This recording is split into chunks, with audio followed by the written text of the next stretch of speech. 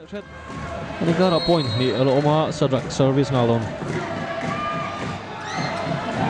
Moite ya. Sedrak. What chan tha em. Bal buang à.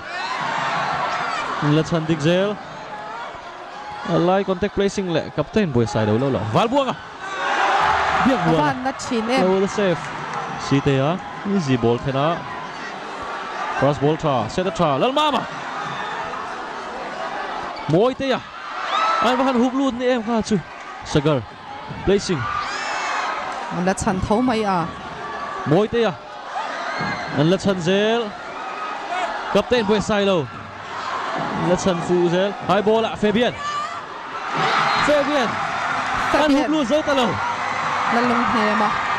High ball là trong in point cut.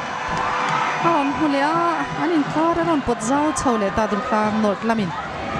21-18. In an lead make ria set cut về này to.